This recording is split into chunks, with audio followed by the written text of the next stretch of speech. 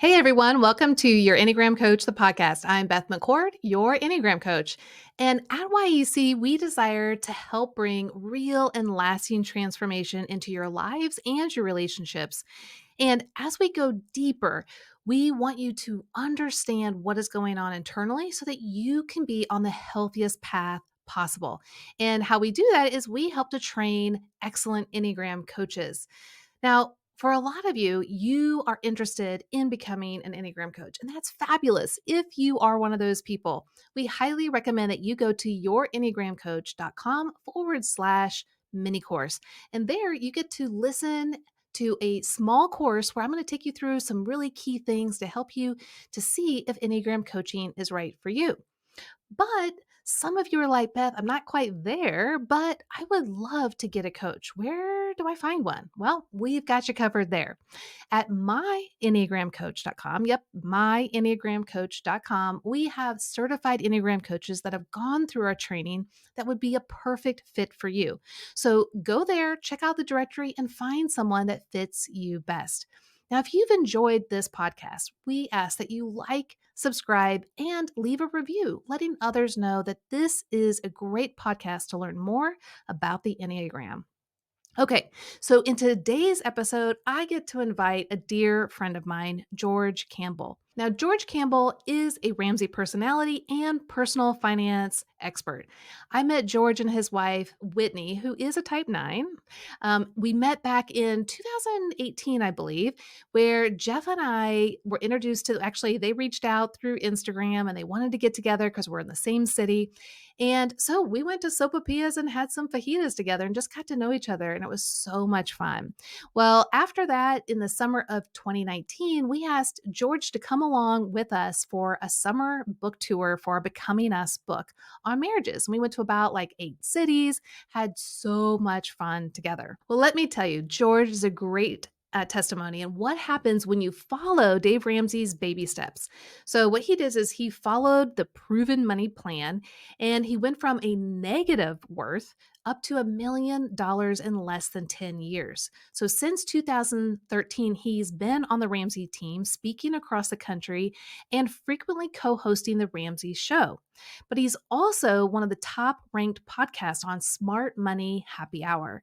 And I hope that you guys will dive in and to hear more on how to help you understand your money and not to get into the trap of debt. Well, he's done something really helpful for all of us, and it's to write a book. Well, this book, he spent a whole year, and he's going to talk about it here today, but he wrote for a whole year on this book.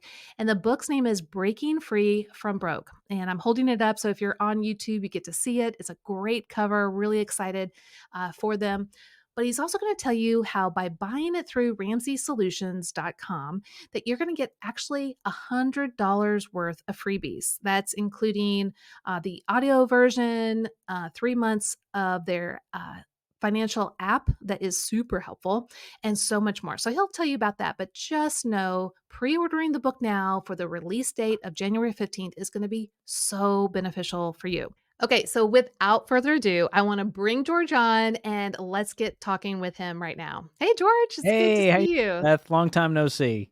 I know. Well, we were talking before we hopped on just how amazing our little time together was in 2019, that summer, traveling to, I think we went to Chicago and Dallas and several other cities. It was so fun to have you there and just to really see you in your element of being on stage and greeting people and the giveaways, like all of that stuff was so much fun. And then I think my favorite part, though, if I'm going to be honest, is afterwards when we would always have some fun and like go get some food and just kind of hang out. That The was really kind of post-event fun. hang, Yeah, always a yeah, joy. It was a great summer yeah, getting to know you guys. I've been a longtime fan of what you guys do, so it was special to get to know you in that way and be a part of what you're doing. It was awesome. yeah. I miss it. It was. I know. Well, maybe we'll have to do it another time. Then we'll switch it up because we'll do maybe like Enneagram and money. Ooh, now that Yeah. we can get into today. There's some interesting Right. things I wanna ask you about that, so we'll get there. Ooh, okay. Awesome. Okay. First and foremost, I know people would love to kind of just get to know you a little bit better.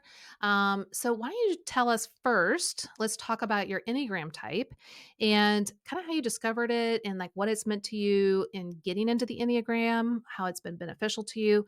And then I want to get into this book that's coming out January 15th. So, first, when did you discover the Enneagram? How did you find your type and what has it meant for you?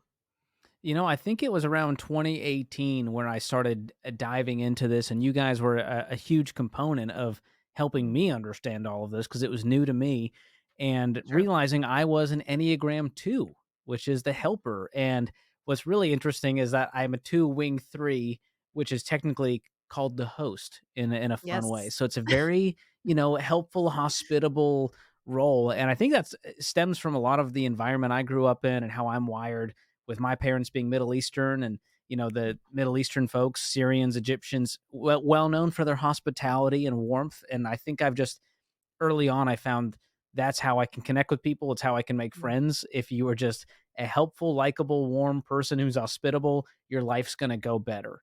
And yeah. later on in life, that turned into people pleasing, which, as you know, can turn Mhm. into resentment and some of the negative things. But I'm a 2 wing 3, and I you guys just nail it in the book talking about that Mm. personality type. Yeah, which is such an amazing personality because you're thinking about others. You can walk into a room and know who's feeling what or whose needs are, and you're willing to really roll up your sleeves and get in there to help people, and you don't mind doing it in front of a lot of people too, right? So whereas the two stronger one wing personality probably wants to do it more behind the scenes, which I'm sure you don't mind doing that too, but not everybody likes to be in the front, right? And but the 2 wing 3 can definitely be like, "Hey, no problem. What are your needs? Who is it? Let's go. Let's do this. Let's do that." Um, and that's really a fabulous quality to have. And that's really what we saw when we were on tour with you is, you were just like, yeah, whatever you need, just put me on stage, I'll take care of this, that, and the other. And it was just super helpful. And you also kind of brought this professionalism to you as you were also very warm and friendly to the crowd, which is exactly what we needed you to be. So that was really helpful. Cut people to kind of sit in their seats and kind of get ready and have some fun. So at least that's how I experienced you during that season. Does that kind of feel accurate and true? Oh yeah, I'm glad you perceive me that way because with the 2 wing 3, there's also that element of the performer where you want to be perceived as the helpful, likable, gregarious guy, and so that's a whole. It's an interesting part of it because you Yeah. want to be helpful without any unintended motives or uh, anything else going on there, vested interest. But there's always a Sure. piece of the 2 wing 3 that they want to look good while they help, and it's just Yeah. it's such Yeah. an interesting combination of things. And I think that on the healthy side, if you can work on those things, you get to the point where you truly, I get to do what I do now, and I just want to help people with money, and Yeah. I care less and less about others' opinions of me and getting something in return. It just feels so good to help someone else take that next step, especially now with their finances and the role I'm in. Yeah, that is so good. Okay, so that's a great segue into why I chose you to be here today and why we're releasing this today. And it's right here in my hand. So if you're not on YouTube, you should be because you should be Ooh. watching this because I have this beautiful book with George on the cover. And this is George's first book, Breaking Free from Broke. So, and really, let me tell you the tagline, the ultimate guide to more money and less stress. And so, George, this is coming out January 15th, which is just around the corner. Tell us more about the book. Absolutely. This is my it's a little bit of my story of how I went from broke to now millionaire in a decade after graduating with $40,000 in debt between my student loans and my credit cards. Growing up, kind of, I call it the average George, the average millennial with Middle Eastern immigrant parents who, learned all of the American ways of handling money, which looks a lot like debt and payments and keeping up Yeah. with credit scores and credit card balances and transfers and just kind of a life of chaotic stress when it came to money. And the book is how I broke free from this toxic money system. And I unpack in the first 2 thirds exactly how the system is designed to keep you broke, from credit scores to Mm, credit cards to auto loans to student loans to mortgages, investing traps, all of that, marketing and consumerism. And then I show you a path to break free from that that's proven. 10 million people have done it. I've done it. And I just want to give people hope in a world where there doesn't seem to be much of it, where everything Yeah. feels chaotic. Everything feels like it's never going to get better. The housing market's out of control. Inflation's the worst. The president, that guy needs to get his act together. And at the end of the day, I just want to hold up a mirror and block all of those excuses and justifications and go, okay, what can you do about it? Because it's not all your fault, but it's your responsibility to take the next step. And I believe anyone, if they're willing to, can rise above this broken system and live the best life financially, relationally, emotionally, all of it, if they're just willing to take the right steps. Well, I love that because 2 things. 1, you're affirming where we're at as a country and where we are as a people, right? The sad thing, and I'm, sure that you address this, is that here we go through all this schooling and they tell us, all of our ABCs and, science stuff and all, and that's good stuff, but they don't tell us how to live in the real world on a day-to-day basis and what is going to basically eat you alive, which is debt, and how you can become a slave to it. So I love this title, Breaking Free from Broke. And that, like you said, yeah, we're in this system, but it doesn't mean we have to be a slave to the system, that there are ways that we can learn how the system is working, but not follow it, but actually go counter to it in ways that are more beneficial for us. But it's our responsibility. And I think that's the big thing, especially when we use the Enneagram. That's really what we're doing, right? Like, yeah, your type, when you're unhealthy, yeah, there's going to be some very specific things that happen, but you can have the responsibility within yourself to know those things and move in a healthier direction. And so that's where self discovery and self growth comes from, whether it's in your personality, or like this with money. So you took all of these principles and what you learned with from Dave Ramsey, and now you're passing that on. So what's that been like for you to, well, one, go through the process? Because as we all know, doing this is super hard, right? Like it's not like, oh yeah, you just plug and play and no problem. Like it is a hard process to figure this out and then to actually do it. So what was that like? And then what has it been like to then be able to pass this on to the next person? Mm. Yeah, well, I remember that feeling. It wasn't long ago. This was 2013 that I was $40,000 in debt and I was anxious, stressed, frustrated, cynical toward adulthood, mad at everyone around me. And I was pointing all the fingers. And until it came back around to me, my life didn't change because it's easy and it's almost fun and cathartic to just, complain on Twitter and Facebook and Instagram and to your friends about how tough life is and how it's all everyone else's fault. And the day I realized I'm in control of my life, and I'm the one who gets a vote in how this is gonna go. And I think the Enneagram is the same way, where you have to kinda hold up the mirror and go, Yep. "Yeah, that's me. Maybe I do have those tendencies. What can I do to get better?" And so Yeah. this book, I hope, just gives people hope that where they are today, where they've been, the mistakes they've made, whatever family background they came from, socioeconomic status, it doesn't have to stay that way, Mm. that you can get better with money and you can leave the legacy that you've always dreamed of leaving, that you can live a life you're not exhausted by, and that Yeah. that kind of transformation is possible. And you guys do that for people with their personal growth journey, and that we're doing it with their personal finances. And I think that's a Yeah. beautiful connection point there. Yeah. But on the other side of this, there's a lot of sacrifices that had to be made. I was Mm. driving a beater car up until a few years ago, to go like, no, we want to pay off our house, and I like to dangle the carrot. I'm a person driven by that carrot a little bit, and I think Mhm. what's happened in today's culture is, well, you don't need to have the money to get it. You can just take out the loan, and you can buy now, pay later, and the bank is always happy to give you more money. And so what's happened is we don't need to wait. We don't need to have delayed gratification when you can have instant gratification. And we live in a culture where people, number one, don't think it's possible that they can save up Mhm. and pay for that thing or pay that thing off. And they just want it now. I think we just have to own that that is the culture that we live in today. It's chaotic, it's fast paced, and we're used to having everything now instantly, palm of our hand, 24/7, all of the time. And we can't even fathom waiting a year to save up for that car or 3 years or saving up for that down payment.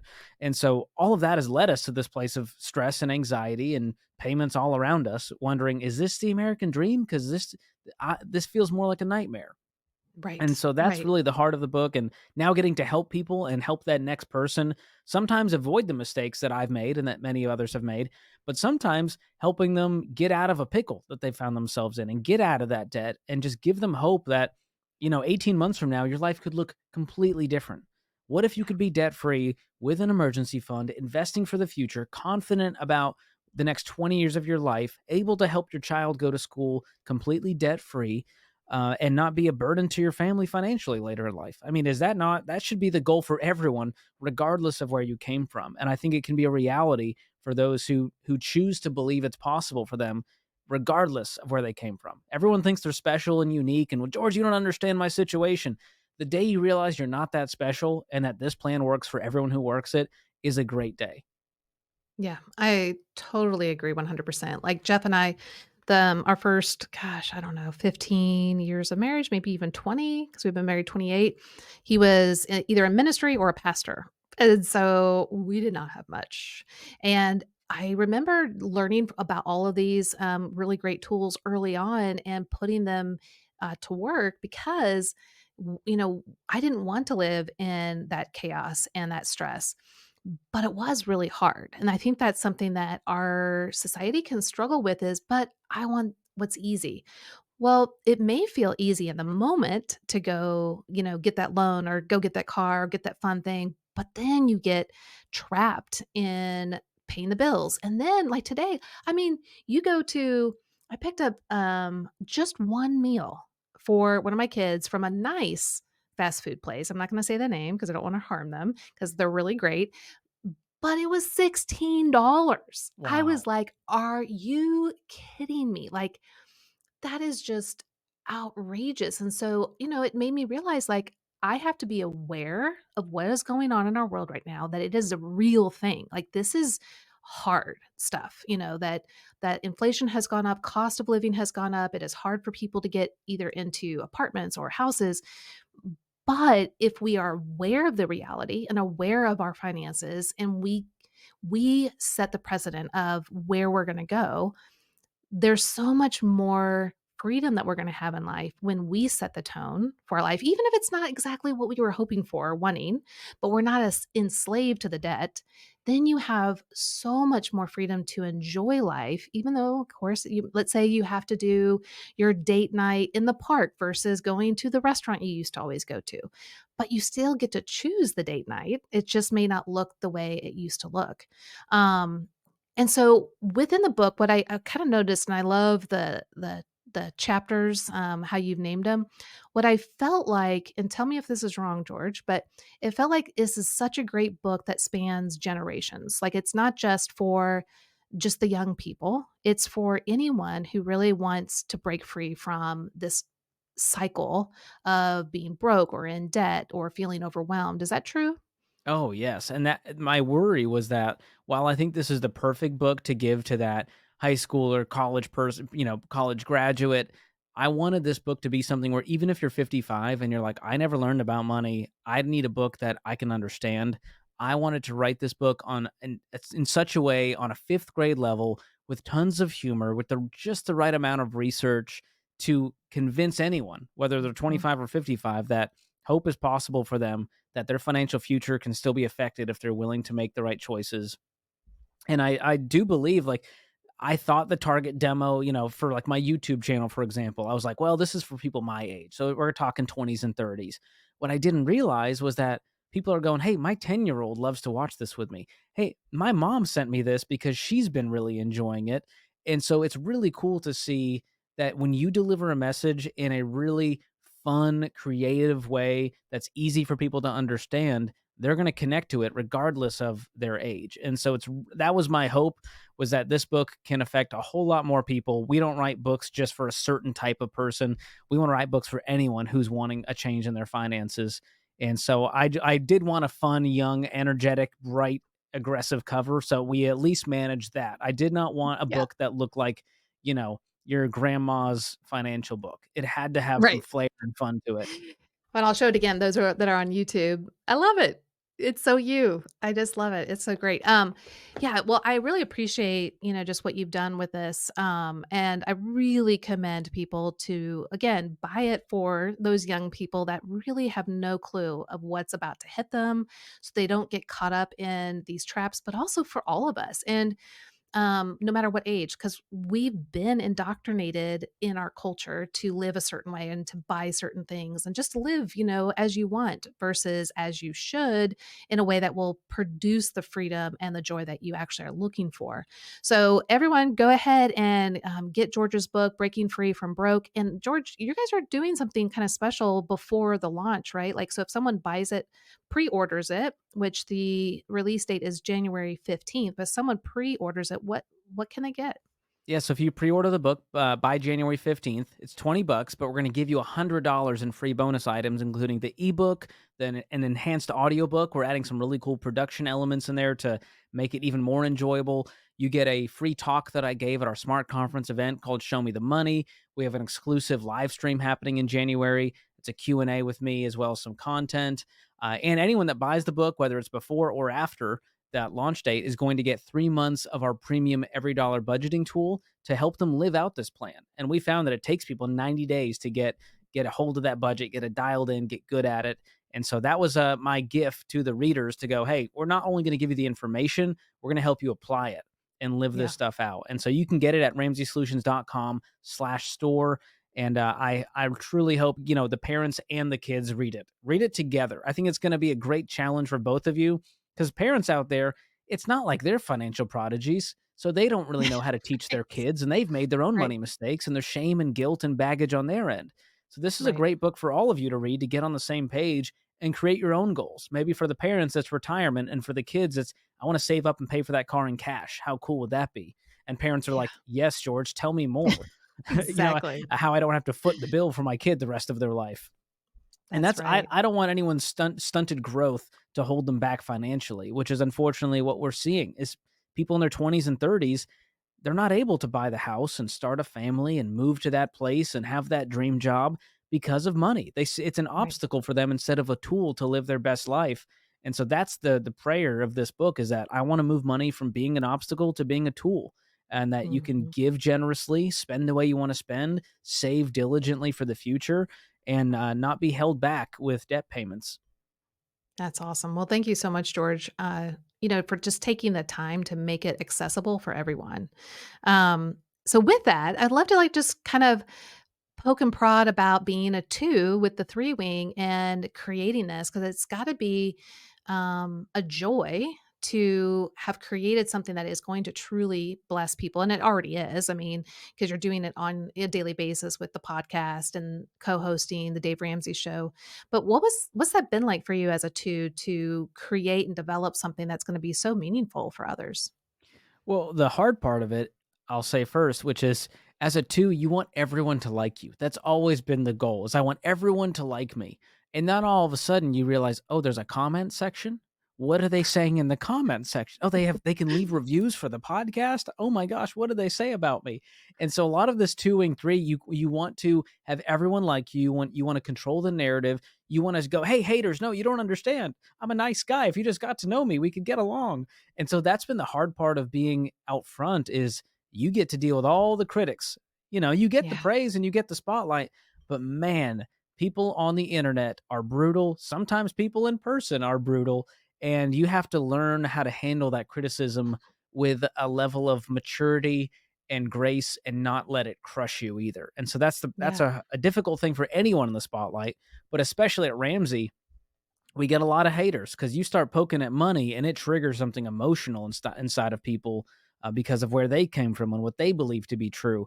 And so that's been the hard part as an Enneagram to, wing three to step into this role and to write this book.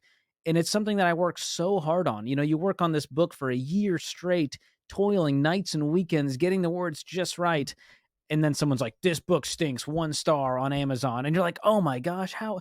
And so I feel that for authors out there, anyone who's creating content out there, you guys, you have to learn to ignore the haters and believe in what you're doing at such a level that nothing's gonna stop you. Because yeah. I know there's a single mom trying to call into the Ramsey show right now who needs our help, who's scared for her life, trying to take care of her kids, pay the bills. And I go, oh, the haters don't matter when I know that that person needs help and I can just help them take the right next step. So Mm. that's the beautiful part of what we get to do is we get to see life change instantly. We get to see the light bulb come on. We get to give people resources that can literally change the trajectory of their life. And that's the beautiful part of getting to be in this role and getting to speak and write books and be on podcasts. So I don't want to minimize that because that's what makes me get up every day, in spite of the comment section and the haters and people want to argue and get nerdy about the numbers. And I'm going, there's people that need hope and they need help, and I'm not letting you get in the way of that. So that's been a Yeah. beautiful challenge that I'm still learning it every day to overcome, to stay out of the comment section and just keep helping people. Yeah, absolutely. And I'm so glad to hear that because it is true. I don't think people, until they're in the arena, they don't really understand what happens in the arena.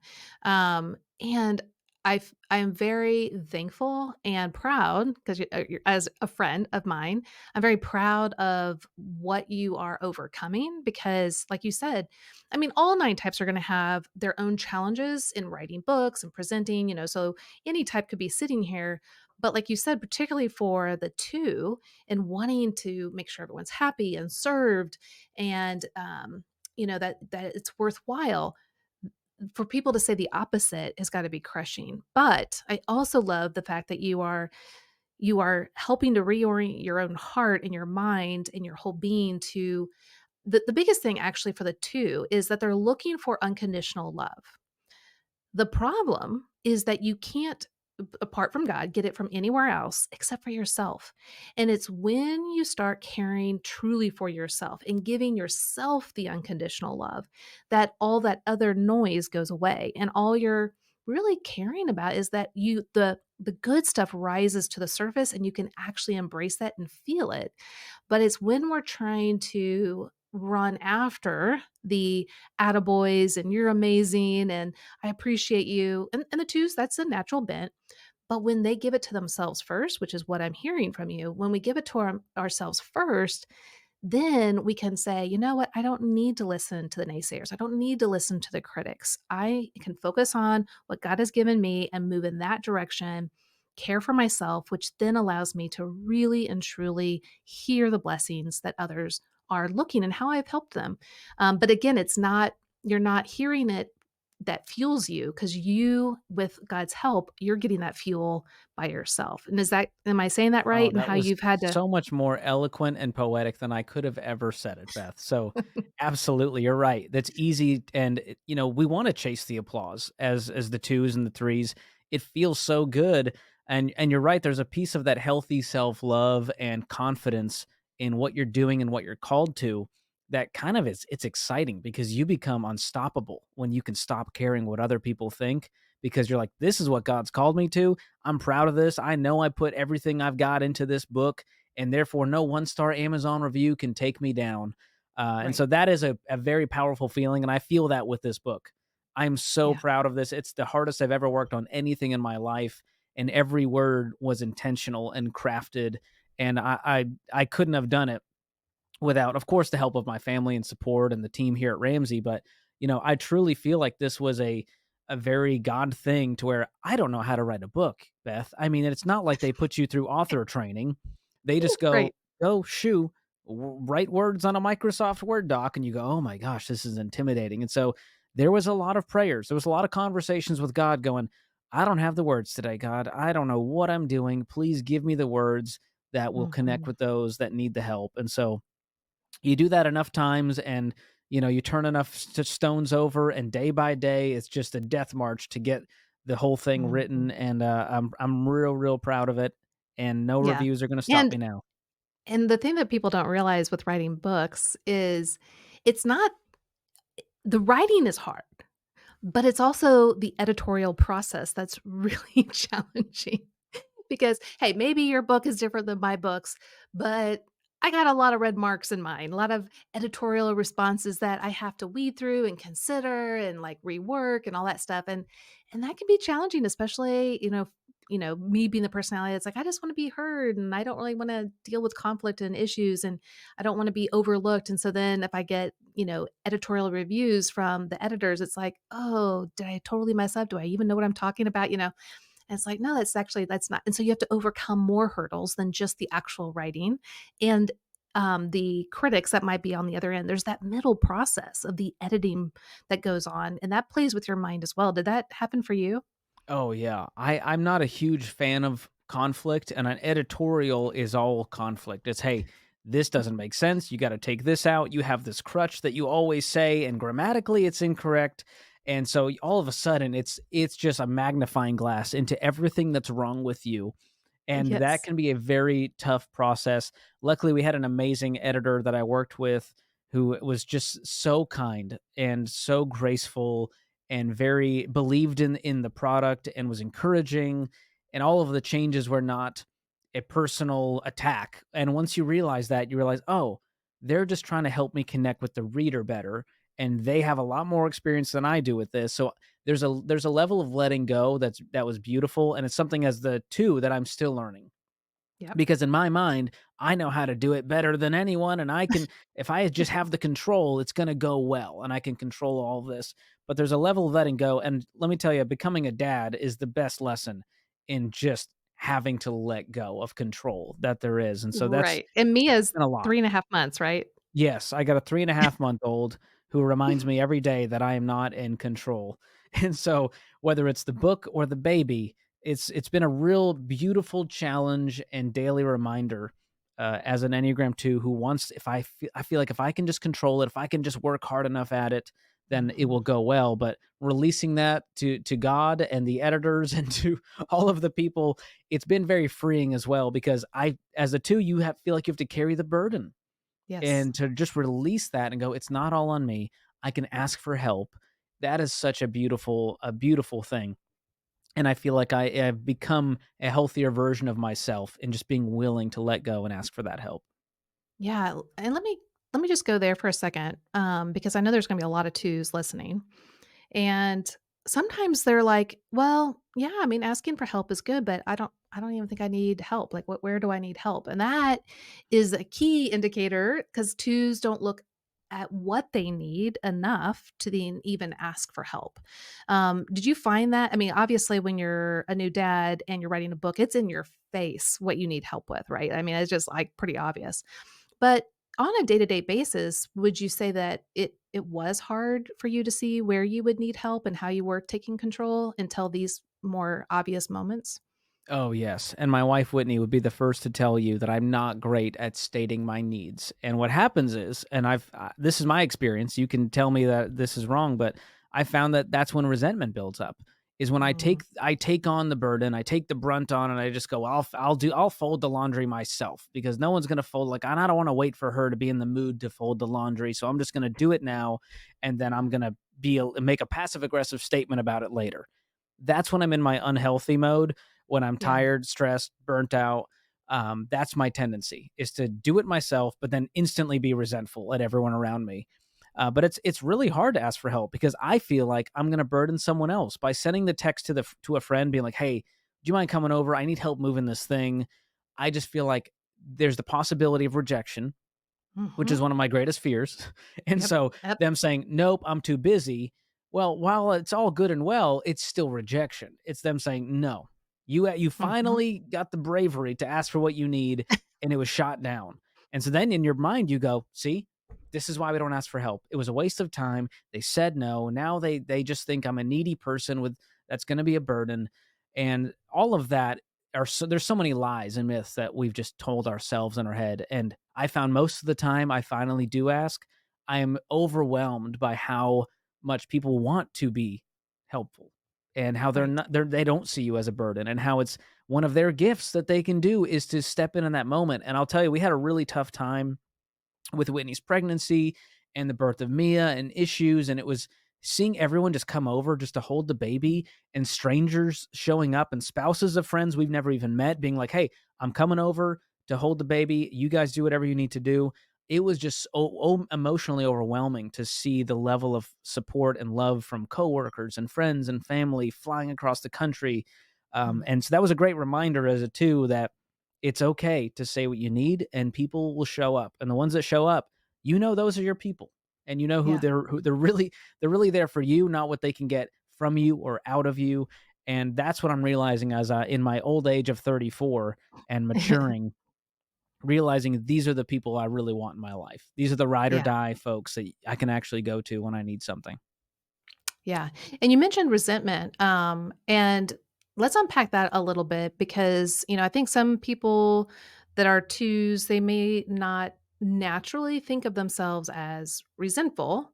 Because really the structure of the two is to constantly think of themselves as being that helpful, kind, nurturing figure of some form or fashion. It could be just giving advice or actually doing something helpful.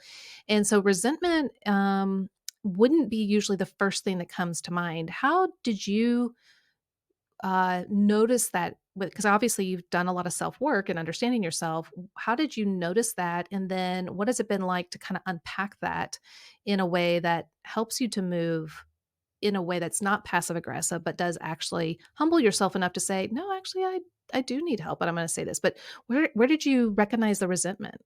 That's a great question. I don't know if I've always been sort of the overthinker, hyper aware person who's naturally kind of that deeper thinker as a creative, digging deep, as a songwriter, always trying to go like 7 layers deep. And so I think it really showed its true colors as I got married and got a more responsibility at work, and all of a sudden your body's feeling the pressure of all of this. And that's when you start to become you're tired, you're stressed, you become irritable, and usually it takes someone else calling it out. So it's not me going like, "Wow, I'm sensing a some resentment." It's my wife saying, "Hey, what just happened there? You just like snapped, and I don't even know where that came from. We were just folding laundry, and all of a sudden you made this comment." And that's when you go, I don't really know. And then you go, that's what it is. Here's what I'm truly been feeling. And so when you just lay it all out of here's what's been going on, here's why, here's the things I've been doing, here's what this has caused, it's easier to then point back in hindsight and go, that was a little bit of resentment that I've been building up. And that was a Mhm. little bit of passive aggressiveness because I feel like I do all of these things and it's never reciprocated. And when I need something, no one shows up. But as soon as they need something, I'm the first one to text back and show up. All of that naturally is going to lead to resentment. I don't, there Yeah. may be a more scientific word for it, but I've just noticed, when you start to get irritable, that usually leads to resentment soon after if you're an Enneagram 2. Yeah. Oh, that's so good. And you're absolutely right. Think it's for all of us too. Like, I won't even realize that I'm disconnecting and people pleasing until it's gotten usually too far. And this is where, at your Enneagram coach, I often talk about the Enneagram being like a rumble strip on the highway. You're driving down the highway, and if you aren't paying attention or you're falling asleep and you start to veer off course, hopefully the rumble strip is there. And hopefully you're paying attention enough that you're going to hear it and course correct. But within our own life, when people are not self aware or even discovering much about their inner world, it is as if they've fallen asleep at the wheel. And our natural inclination is to veer off course because we think, like you said, I just have to help people. I have to have control. Well, for me as a nine, I have to people please. I have to make sure everyone's okay. I don't want to rock the boat. That is the way we grew up. Those were the strategies that we used to quote unquote survive. And they kind of worked for us back then, but they definitely don't work for us now. Um, but we don't realize that because we're asleep to these patterns until we start to wake up. And part of that wake up process is to hear and notice those rumble strips. So, like for you, you were saying, um, and this truly, I really want to give you a major compliment because, in fact, a lot of twos have a very hard time hearing anything negative about themselves from anyone else, especially maybe a spouse or a loved one, because the core weakness of the two is pride. And the pride is, it's not so much the pride like we think, maybe what people come to their mind right away. It's, oh, I don't want to think about myself and negatively think about myself. I have to think well about myself because if there's anything negative in me, you're going to reject me. And Mm, rejection is my greatest fear. So I have to put on a persona of being loving, helpful, kind. And if you're pointing out my faults, then that means you must not love me and you're going to reject me and I'm worthless and I'm dispensable. And so they have to constantly keep up this image of helpfulness, kindness, love, nurture. And so I just really want to say for you and all the other twos out there that take the time to listen to what people are saying, especially and pretty much only those that love you. Cause obviously, like we were just talking about the naysayers out there, like, unless, they're in your contacts in your phone or someone like that, a mentor, probably shouldn't be listening to what they have to say. But if it's someone close and dear that really loves you, to listen and to take that in and to grow is truly remarkable. So one, I just want to say that like, hey, kudos that you listened and you took it to heart. That was your rumble strip. You kind of woke up to it. And then you started to navigate your inner world into a healthier path, which is continuing to listen, continuing to grow, and asking for help. And you can only ask for help when you actually notice that you need help. And that, of course, having a kid is definitely going to accelerate. It's like putting kerosene on a fire, but the fact that you continue to do it is great, and it will always be hard. So it's not like it gets, like, easy, but it will continue to really get better. So with the resentment, as you've noticed yourself, accepting some of the weaknesses or the frailties and the resentment popping up here and there, and you're accepting it, you're owning it, and you're moving a different direction, what have you seen as the outcome in moving in, like, course correcting from the rumble strip back onto a healthier trajectory? What has that process been like for you? And let's just say even like with Whitney in your Yeah. marriage. Well, so my wife Whitney is an Enneagram 9, and so she's the peacemaker, and so conflict in our household, is something we both sort of don't want to talk about. There's a little bit of that shutdown vibe that happens, and so when it comes to the other side, the outcome of me stating my needs more clearly at home is we actually set better expectations, which makes me less resentful because now she knows we both agreed in communicating openly. Hey, when are we doing laundry? Okay, we're gonna do laundry at Thursday at 6 o'clock. Great. Now I don't have to do it Tuesday night behind her back and be like, I did the laundry. This always happens. And so now I know, hey, we said we're doing laundry Thursday at 6. Great. We've set the expectations. We're aligned in what's going to happen with the schedule. And that has just freed us so much because it's kind of asking for help, but with parameters. And I like that Mhm. kind of structure, and Yep. there's a set date and deadline and time, and so nothing's real squishy and in the air. And so the calendar has been a really helpful tool for us to it sounds kind of unsexy and a little bit boring, but putting everything on the calendar. Hey, what's going on? Oh yeah, you have that thing. So I'm gonna watch the baby while you go out with your friends. And then remember, I have that thing Mhm. Sunday night. All of that has led to a better marriage, and especially when it comes to money, which is what we do around here, communicating and expectations is the name of the game. That's how you avoid a lot of money fights and money problems. And Yeah. so all of that has helped me. And then professionally, delegation was really hard for me to just ask for help and go, hey, can you do this for me? Number one, I don't want to be a burden to them. Number two, I can do it. Yes, it's going to be more stressful because the day's already crazy. But working, we have some amazing assistants here at Ramsey that Mhm. have just changed my life because I said, hey, my life's out of control. Can you help? Can you help me with this thing and navigate this calendar issue for me? And they're always happy to do it. And yes, it's their job, quote unquote, but there's also a piece of letting go that was hard for me to do because I like it color coded this way and they don't do it this way. And so there's all of that very persnickety, specificity that you kind of have to let go of too sometimes. Or you have to be willing to go, hey, can I show you the way I prefer it? And they go, oh, sure. I go, "Oh, wow, that was a lot easier than I thought.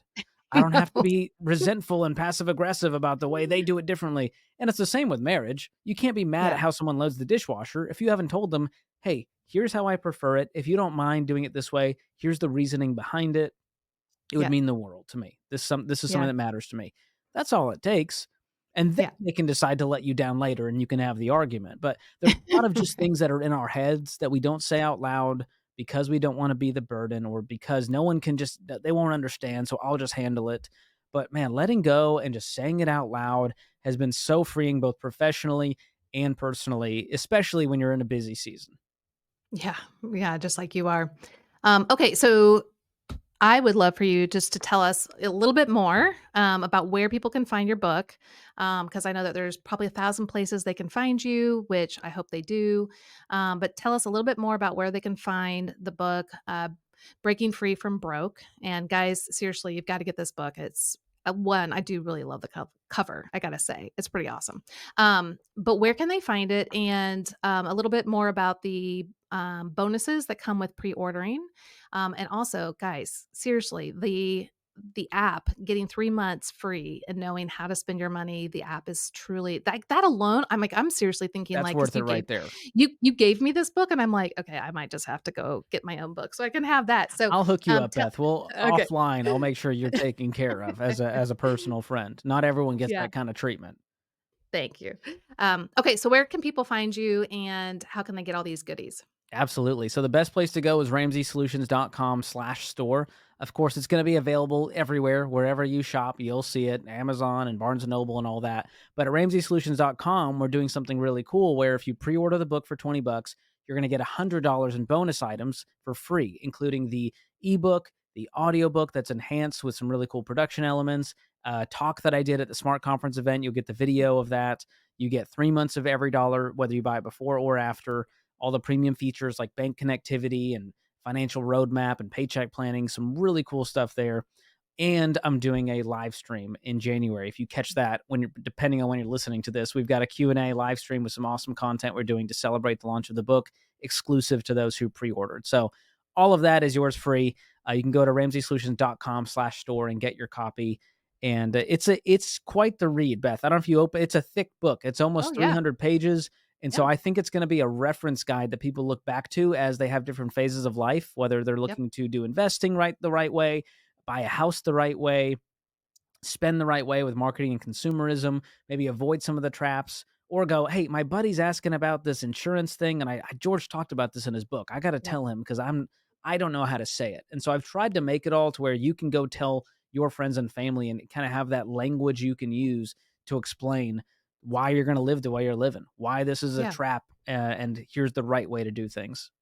Well, and I will say, even though, like you said, it's, almost 300 pages, for some people like me who are slow readers, that can sound like a lot, and other people, it's like the type 5s out there that are like, "Great, awesome, more the merrier."